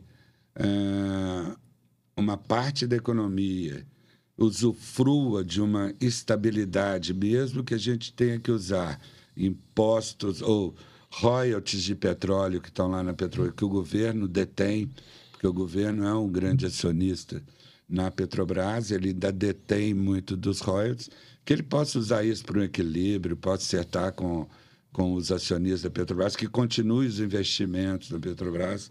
Obviamente, não sou defensor, sou um crítico ferrenho do que aconteceu com o patrimônio Petrobras, com o roubo que fizeram, o crime que fizeram no passado, mas nós não estamos tratando disso hoje. Nós estamos tratando de um governo que está colocando uma política que é o PPI não ser tão... o preço internacional não afetar tanto a vida do dono do posto, do motorista do caminhão, da população como está hoje. Não, e é legal você falar isso. E, assim, colocando esse ponto da política no país, eu queria que você falasse um pouco também, assim, como a política, a política em si, nós estamos falando porque nós estamos falando de uma empresa que não é privada, né? Ela é do país hoje, que é a Petrobras. E eu queria que você fizesse um parâmetro para mim. Você me disse que trabalhou na Texaco dos Estados Unidos. Então, eu queria que você falasse duas coisas para mim que me atiça, que me deixa curioso. A primeira, eu queria que você fizesse um paralelo do como funciona o combustível americano com o Brasil. E a segunda coisa, profissionais americanos e profissionais brasileiros, a diferença. Eu queria essas duas perguntas. Perfeito, Anderson, perfeito. Tá ótimo. Vamos começar, eu estou explorando de você demais. Eu tô vendo que você tá não. Eu estou só organizando. Vamos falar, então, da primeira parte da sua pergunta, que é a Petrobras, que é a Petróleo Brasileiro. Você disse que é uma empresa pública. Eu faço só uma pequena correção. Ela é uma empresa mista, de capital misto. Ela tem 30%, menos de 30% do governo, e o restante foram vendidos ações na Bolsa. Nós temos investidores de todo tipo na Petrobras. Certo. Mas o principal é o governo, que continua detendo ainda o poder de escolher membros, a maior parte dos membros do Conselho, escolher a presidente, porque é o governo ainda o maior detentor de ações da Petrobras, como único, como um órgão único. O restante dos 70% estão bem... 70 e poucos por cento, eles estão bem pulverizados entre investidores de todo tipo, fundo de pensão, capitalistas, fundo de investimentos. Ele está bem separado, bem pulverizado.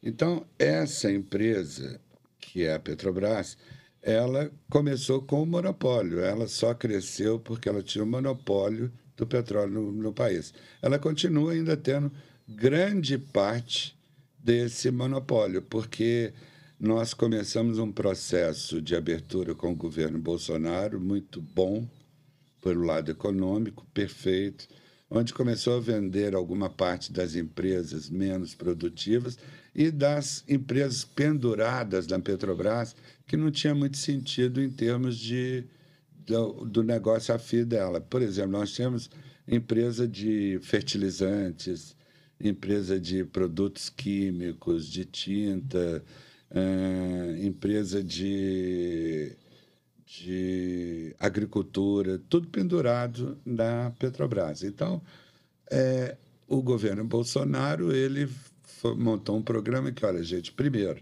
vamos desestatizar, vamos colocar no mercado aberto essas empresas que estão penduradas na Petrobras, que não são produtivas para o sentido fim dela. E vamos fazer um processo de abertura do mercado com as refinarias. Então, a Petrobras era o monopólio das refinarias, só ela refinava, e ela, nesse período Bolsonaro, ela vendeu 2 refinarias. Ela privatizou 2 refinarias. Não são as mais importantes, não somam as mais importantes. Essas 2 somadas dão 20%. Mas isso é bom? Pois é, pelo lado concorrencial, fenomenal. Pelo lado da livre concorrência, fenomenal. Pelo lado da nossa economia sobre rodas, perigoso, porque nós fizemos... essas refinarias do Brasil foram construídas na época do militarismo. Perdão, quantas refinarias são hoje? Nós temos 11 ao todo. Confirmar. Nós vamos cortar, então deixa eu só confirmar com você se são 11, porque nós estatizamos 2. Eu não trouxe a cola, então deixa eu ir na minha colinha aqui. Pode ficar tranquilo aí. Então, não tem problema, não tem problema nenhum, não. Vamos lá. Quantas refinarias nas minhas colas?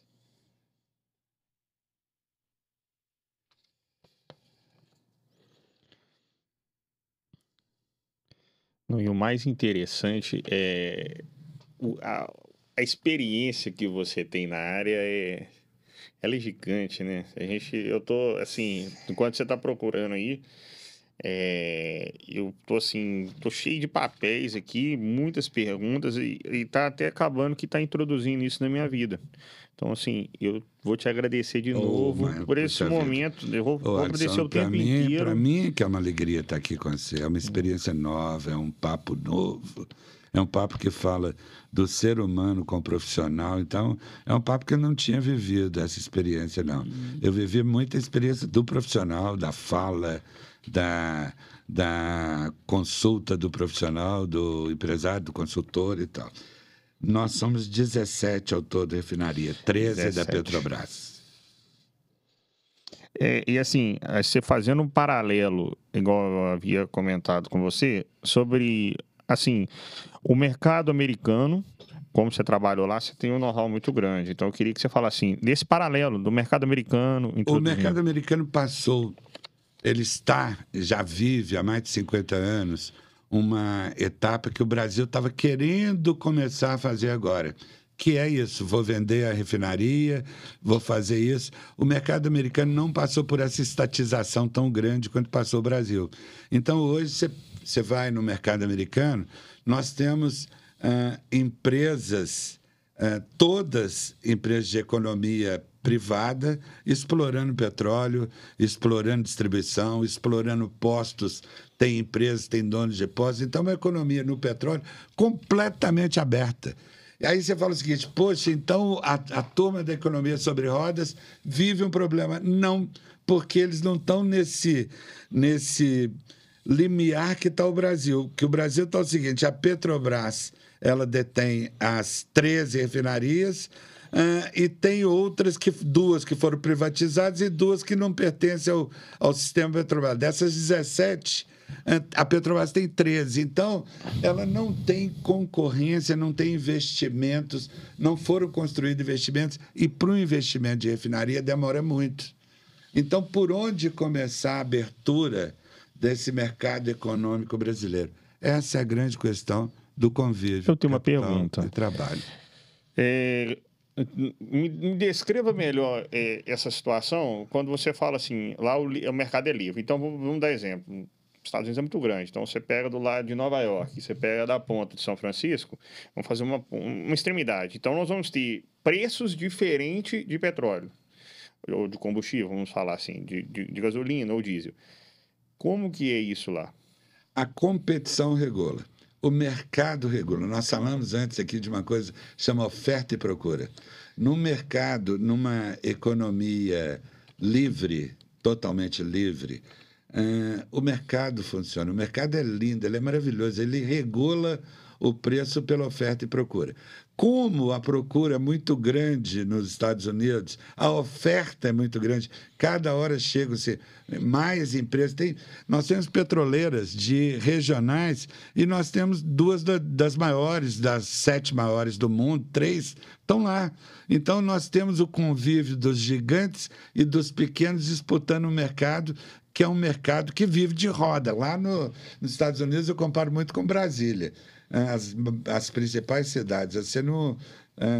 O ser humano em Brasília é feito de cabeça, tronco e rodas, não é membros, que a turma tem que andar de carro. Nos Estados Unidos, o consumo é enorme de produtos de petróleo, que está sendo mudado hoje com as políticas eólicas, energia limpas, etc. Mas, para chegarmos a essa energia, nós vamos ter que queimar muito petróleo ainda. Queimar muito para a gente poder conseguir fazer essa transição. Mas voltando no que você disse do comparativo nos Estados Unidos. Por que lá a gente não sente essa subida e descida tão grande? Lá acompanha o mercado internacional. Só que o filtro da concorrência segura muita coisa. Então, muita coisa que deveria ser colocado como tabela, lá pega e fala o seguinte: não, eu não vou vender pelo mercado internacional, eu vou vender pelo meu preço. Aqui no Brasil, a gente cobra muito a Petrobras disso, porque confunde com a parte política. Mas, por exemplo... E ela é a única também. Não, nós temos a Mubadala, que é a refinaria da Bahia, que comprou esse fundo Mubadala, que é árabe, comprou a refinaria Mataripe, que foi a maior privatização que nós fizemos. Porque a outra é de Manaus, a Atem comprou. Mas essa da Bahia, que é uma referência pelo volume, os árabes compraram, ela está participando do mercado, ela está concorrendo com a Petrobras, mas como a Petrobras também tem suas armas e disse que eu vou continuar concorrendo lá mesmo sem a refinaria, muitas vezes a refinaria de Mataripe funciona com preço abaixo da Petrobras, porque ela vai ver o que ela produz, o que ela precisa vender, o que ela tem que pôr no mercado, independe se eu sigo só o preço internacional. A Petrobras não segue, eu não vou vender, porque nos limites e nas áreas confrontantes a Petrobras vai entrar. E ela é uma empresa privada, ela vive de oferta e procura e necessidade de girar a caixa. O ideal era que nós tivéssemos uma outra empresa também particular, também privada, lá na Bahia, competindo com ela. Aí nós teríamos o ápice. O consumidor ia falar: não, compra aqui, eu compro ali. Por enquanto, como nós estamos começando o processo de privatização, nós estamos pegando as 17 que existiam e já fizemos 2 privatizações. Então, fizemos uma na Bahia, fizemos uma em Manaus. Só que tem os acertos e os erros. O grande problema para nós chegarmos igual aos Estados Unidos é que nós agora estamos abrindo o mercado, então pode amanhã chegar o Vladimir e o Alisson falar assim: vamos abrir uma refinaria pequena lá na Bahia? Vamos investir nosso dinheiro. Pô, lá tem petróleo, está lá no porto, a Petrobras fornece, nós podemos importar. Vamos montar uma estrutura para refinar petróleo lá? Vamos. Essa é a esperança do mercado aberto para caminhar como os Estados Unidos. Só que para isso depende de investimento estrangeiro, porque nós não temos o investimento para tudo isso, ou depende da gente ir fazendo isso. Mas lá nos Estados Unidos teve um investimento estrangeiro saudita para dar o PEP mesmo para poder fazer? Começou bem antes com Rockefeller, foi um dos precursores das refinarias. Foi um dos acionistas da Texaco. Então, nós tivemos o Rockefeller, tivemos a Saudi Arábia, tivemos a Exxon, tivemos a Shell da Inglaterra lá dentro. Então, nós tivemos... Não, é bem diferente. Nós tivemos capitais de todo jeito entrando na refinaria. Lembre que o Brasil passou um período de o petróleo é nosso. Então, era proibido vir investimento estrangeiro para o petróleo aqui no Brasil. E é o preço que nós estamos pagando por tudo isso. Então, se os mais velhos... Eu não sou da turma do velho, eu sou da turma da Xuxa. Mas se os mais velhos vierem hoje para lembrarem, nós passamos um período que a gente ia para a rua para falar petróleo é nosso, não pode ninguém, porque isso vai ser comunista aqui dentro explorando petróleo, não pode. O contrário dos Estados Unidos, que falou assim, pô, vem todo mundo, vem abrir refinaria, vem investir. E nós passamos esse período investindo única e exclusivamente no monopólio Petrobras. O cartel... Não vou falar cartel, mas eu vou dizer o cartel assim... é criminoso.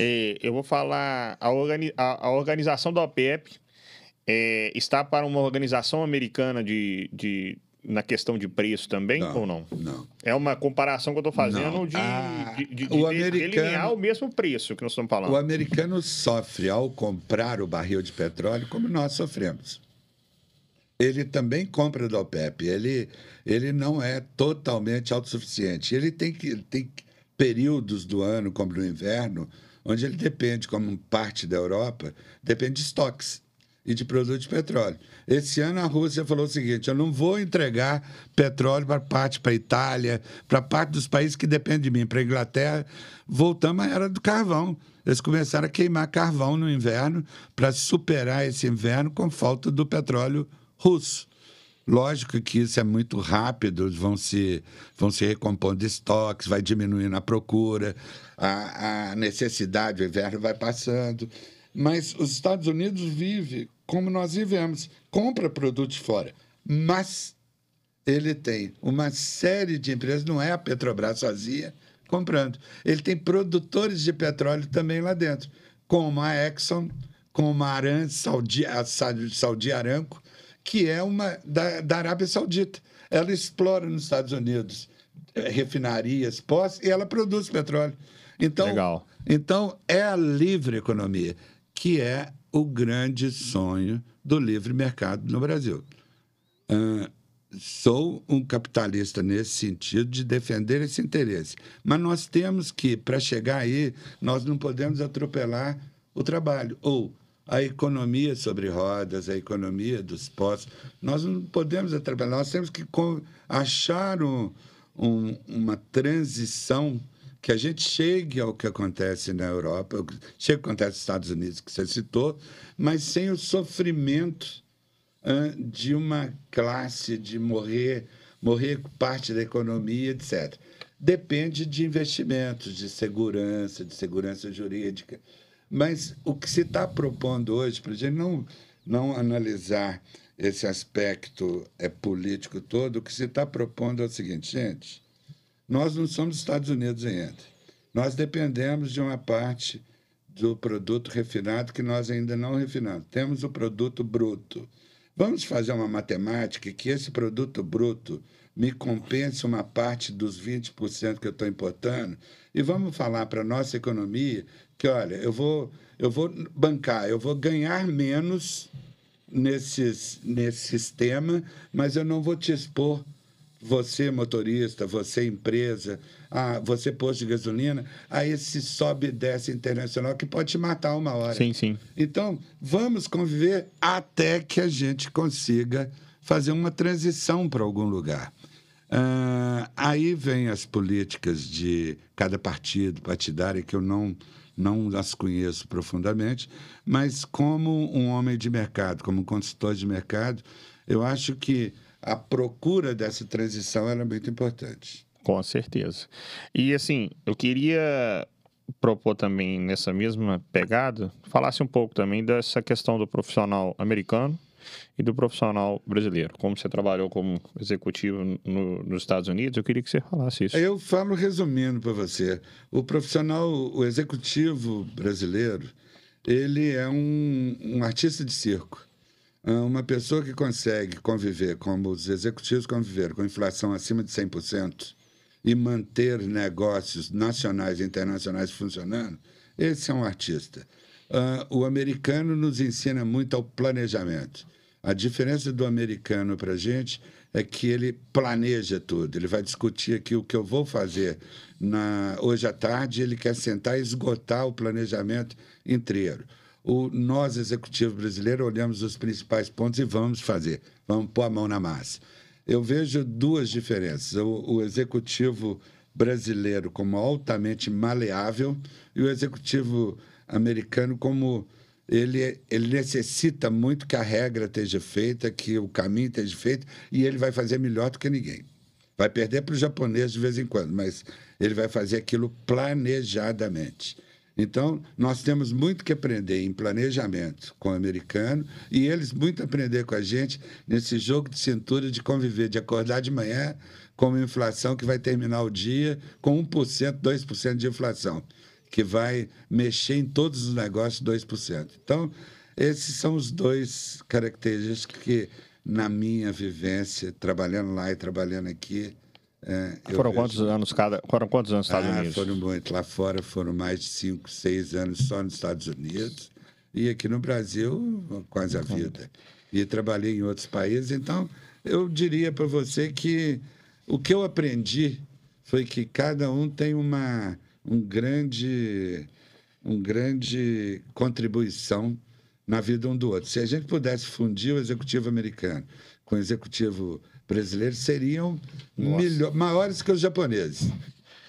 Teriam a organização de um com o ímpeto do outro, com a decisão do outro, com a coragem do outro, mas, sinceramente, seríamos imbatíveis. Eu estive no Japão mês passado, então eu conheci isso. Quando você fala, é até diferente, porque a pessoa não consegue entender, mas é uma coisa surreal. É muito diferente o povo lá do povo no mundo. Eu vou te falar que existe o Japão e existe o mundo.